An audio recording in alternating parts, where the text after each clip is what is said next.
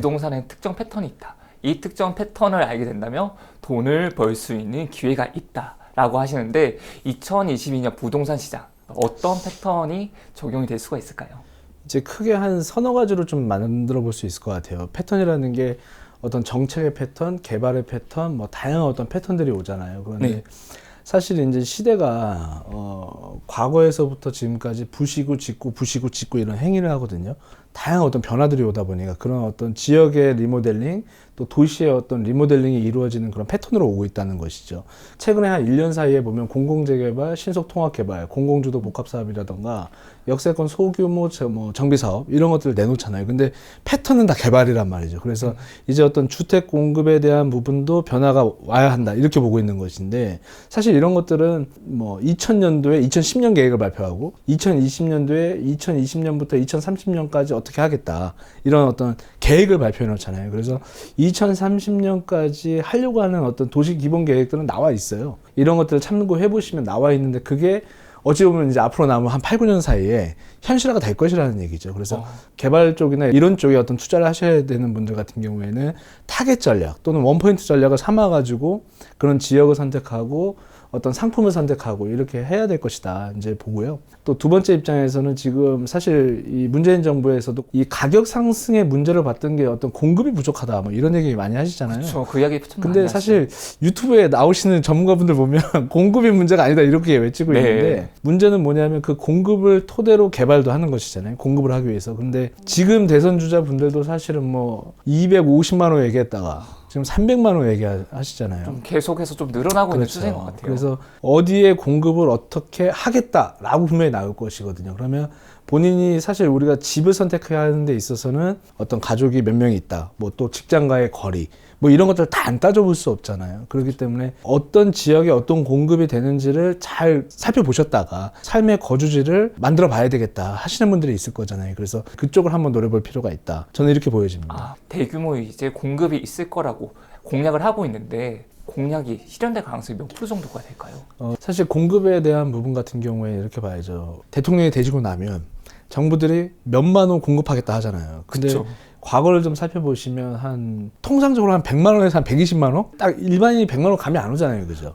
100만 원이라는 건 이렇게 봐야 되는 거죠. 일산이라던가 예를 들어서 분당이라던가 이런 것들 할 때가 거의 이제 100만 원 이렇게 얘기를 하시는데 사실 이번에 박근혜 정부에서도 100만 원 그리고 그 전 정부 이명박 정부에서도 100만 원. 네. 그러니까 박근혜 정부에서도 바깥쪽에다가 뭐 많이 지을게 막 했지만 실제로 이렇게 박근혜 정부에서 된 데들을 보면 김포 신도시라던가 하남 신도시, 남양주 이런 쪽들이 공급이 많이 됐던 것이거든요. 그러면서 이제 분포가 됐는데 각 정부마다 성공했던 확률이 한 30% 정도 보시면 될 것 같아요. 한 30만 원 정도. 만약에 300만, 310만인가요? 나왔잖아요. 네. 거의 90만 원 가까이가 돼야 되는데 사실 제가 보는 관점에서는 불가능하다. 90만 원도 적은 게 아닌 거죠. 어마어마한 거죠. 그래서 지난 정부나 다른 과거를 살펴보면 공급이 부족해서 집값이 오른 게 아니었거든요. 다른 데 문제가 있는데 그 쓴소리를 잘 안 듣고 모르니까 제가 볼 때는 좀 오르지 않았나. 혹시 그 오른 이유가 뭐가 있을까요? 일단은 한 5가지인데 가장 원칙적으로 삼아야 되는 건 정책이 잘못됐다.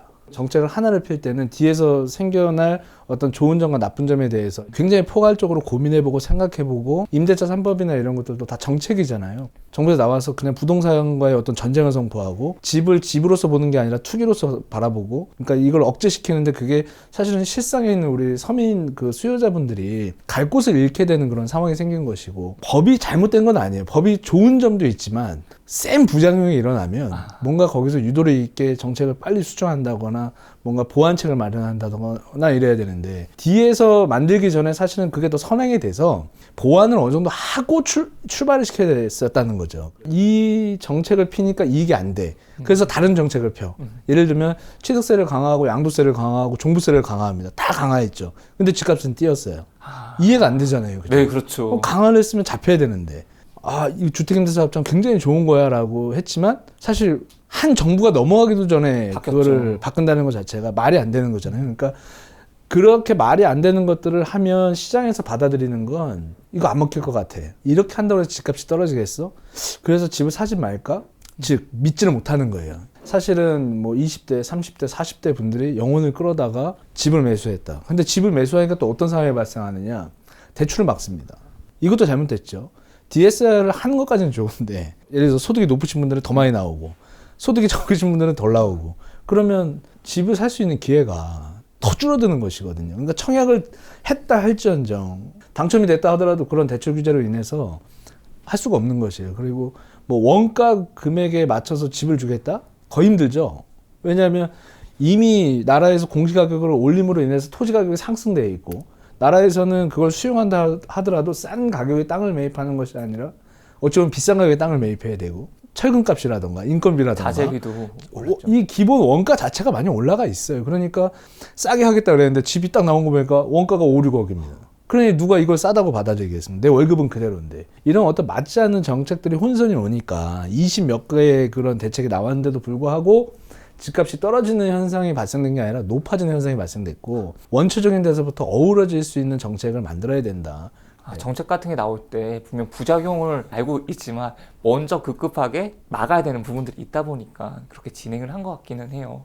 이재명 대통령 후보가 양도세 일시적 완화 기간을 두겠다. 반면에 보유세는 강화하겠다라고 했습니다. 만약 이 정책이 시행된다면 집값 시나리오는 어떻게 될 수 있을까요? 저는 이렇게 봐요. 집값이라는 게 지금까지 26개 이상의 어떤 정책들이 나오면서 실패했던 건 이거 하면 될 거야, 저거 하면 될 거야, 이거는 하고 저거는 안 할 거야. 그러니까 예를 들면 이런 거죠. 지금 우리 질문 주신 대로 자 양도세는 완화를 하는데 보유세는 강화를 한다고 해요. 그럼 사람들이 어떨까요? 갖고 있는 것 자체가 분담이 되니까 네.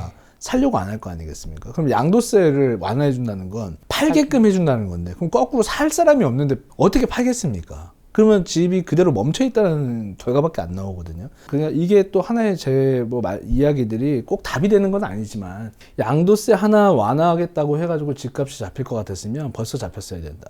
지금 정부에서도 양도세 완화는 이야기를 했었던 거예요. 그러니까 양도세 중과세를 10% 잡았다가 안 잡았다가 잡았다가 안 잡았다 그랬었거든요. 근데 정책과 마찬가지로 2017년도 8월 2일자였잖아요. 그 거주를 하지 않으면 지금부터 매입하는 건에 대해서 양도세를 1세대 1주택자도 매기겠다. 근데 그때 가장 큰 문제는 뭐였냐면 조정 대상 지역과 비조정 대상 지역의 그 차이를 뒀었고 조정 대상 지역 투기과열지구 투기 지역을 선정하는데 이 문제가 뭐냐? 잡을 거면 한 번에 잡았어야 되는데 이 동네는 투기 지역이고 투기과열 지역 그러면 똑똑하신 분들은 어떻게 받아들이냐면 투기는 왜 합니까? 투자는 왜 해요? 오를 것 같으니까 하는 거잖아요. 그때는 또 지역도 지금처럼 이렇게 됐던 게 아니었었죠. 여긴 좋은 지역이야 라고 이미 알려준 거예요. 부동산이라는 게 주식과 다르기 때문에 성질 자체가 보유를 어느 정도는 하고 있어야 된단 말이죠. 그 양도세도 마찬가지예요. 한시적으로 면제해 줄게 그럼 누가 삽니까? 지금 사면 나중에는 완화를 안 해준다고 하는 것밖에 안 되는데. 그래서 약간의 그런 어떤 모호한 정책이라고 저는 생각을 해요. 그리고 보유세 같은 경우에는 공시지가를 올린다는 건 보유세를 걷는 건 좋을지 모르겠지만 실제로 나중에 국가 발전을 위해서 개발을 하려고 하거나 신도시 개발을 하려고 하거나 어떤 공급을 하는 데 있어서도 가장 문제는 뭐냐면 토지 소유자가 있단 말이에요. 강제로 뺏어올 수는 없어요. 금액을 지불해야 우리가 물건을 살 수 있는 것처럼 줘야지만 갖고 올 수 있는 거 아니겠습니까? 지금 교산 신도시 같은 경우에도 왜 빨리 못 가냐? 보상을 못 하고 있기 때문이에요. 왜? 나라에서 공시지가를 올린다네? 팔짱을 딱 끼고 있으면 가격이 올라갈 텐데 왜 팔아요? 말이 안 되는 것이죠. 그래서 억제하고 누르면 그건 당연히 가격 하락으로 이어질 거야 라는 공식보다는 국가가 이렇게 했을 때 이런 부작용도 있을 거고 이렇게 하면 공급을 빨리 못 늘릴 거야 라는 고민도 같이 했어야 된다는 것이죠. 그렇게 하지 않으면 양질의 정말 좋고 싸고 기본 재료인 토지 가격 자체가 올라가기 때문에 불가능해지는 것이거든요. 그러니까 믿을 수가 없는 것이죠. 그래서 보유세를 유지시키고 높이는 게 중요한 게 아니라 지금 현재 갖고 있는 고질적인 어떤 정책들을 한 번에 같이 손을 봐서 이 전반적으로 안정화를 시키면서 공급을 늘리겠다. 뭐 이런 게 나오면 좋을 텐데 네네. 지금 현재로서는 이제 원 포인트만 딱 여기 건드려주면 왠지 받아들일 것 같은 제가 볼 때는 좀 쉽지 않다라고 보여지는 것이죠. 근데 예를 들어서 양도세를 이제 완화하고 그냥 보유세를 강화하게 되면 일단 집을 좀 많이 가지고 있는 사람은 내놓을 수밖에 없을 것 같아요. 그런데 반면에 이제 보유세가 좀 강화되다 보니까 사는 사람 입장에서는 이거 사도 내가 보유세를 많이 내는데 좀 힘들 수도 있을 것 같아서 안 사게 되면 절대적으로 가격은 좀 내려갈 것 같기는 하거든요. 그럴 것 같았으면 네. 아까도 제가 말씀드린 것처럼 이번 정부에서 잡혔어야 된다는 거죠. 이미 종부세 한번 받았잖아요. 근데 막 급하게 내놓는다 그렇지 않죠.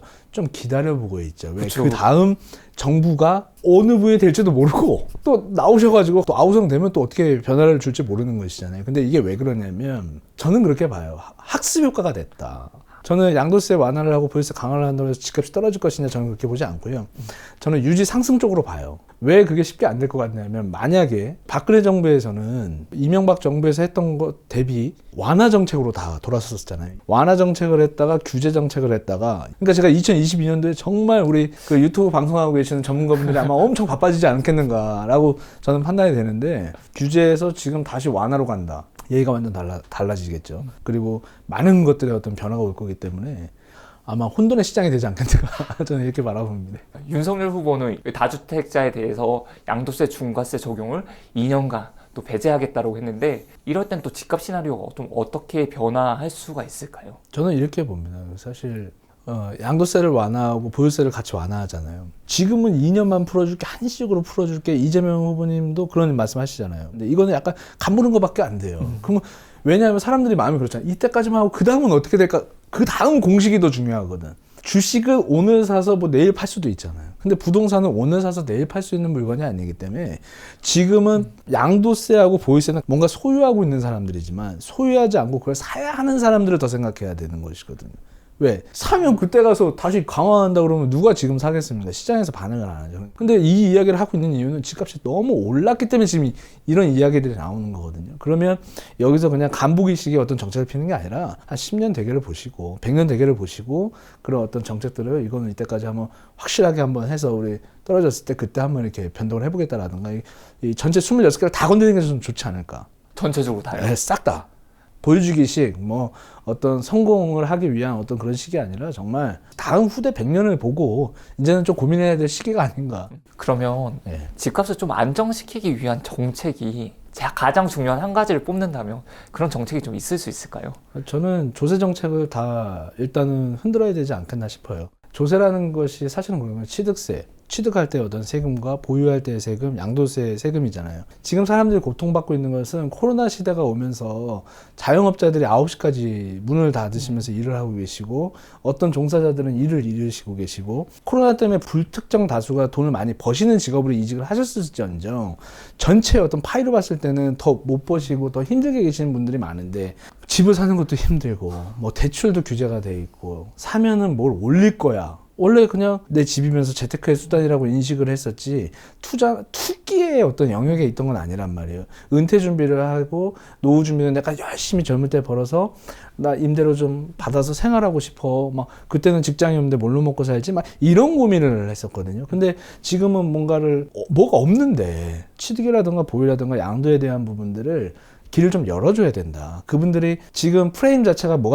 맨 처음에 뭐가 잘못됐던 거냐면 2개 갖고 있고 3개 갖고 있으면 부자고 투자고 투기였던 걸로 되니까 너 많이 갖고 있었지. 그럼 팔으려면 너 세금 많이 내야 돼. 이제 이런 거잖아요. 근데 어떤 분 같은 경우에도 뭐 아파트를 한 채 갖고 있었고 또는 빌라로 임대 원룸을 하나 갖고 있어서 임대료를 받고 있었어요. 근데 두 채를 투기로 보느냐 투자로 보느냐 이 문제. 이거를 굉장한 다주택자 너는 강남에 집이 있는데 왜 또 이 빌라를 갖고 있냐. 약간 이런 식으로 프레임을 걸면 이 작은 집 하나를 갖고 있음으로 인해서 이 집의 세금의 압박 그런 것들이 전반적으로 손을 좀 봐야 된다. 그래서 저는 일단은 조세 정책을 1번으로 좀 한번 전반적으로 그냥 시원하게 그냥 만약 그 부분을 고치려고 한다면 엄청 방대해지겠네요. 진짜.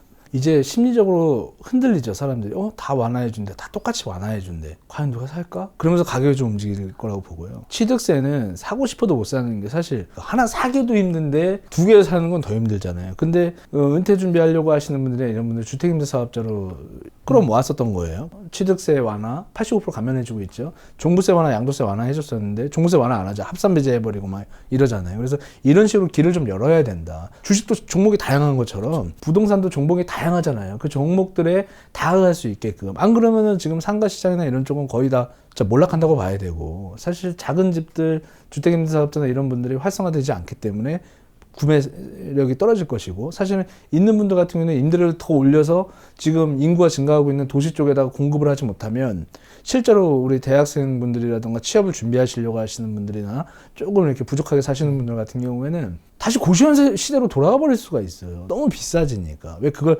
그대로 더 더 받고 싶어 하니까. 그래서 다양한 정책들을 피긴 하지만 상품과 지역과 어떤 특수성들에 맞춰서 그런 것들은 좀 설계할 필요가 있고 조세 정책을 좀 완만하게 해야 사람들이 살 때도 좀 편해진 것 같네. 그럼 우르르 살려고 덤빌 거 아니겠어요. 그쵸. 그럼 그러면서 시장에 한번 맡겨보는 거죠.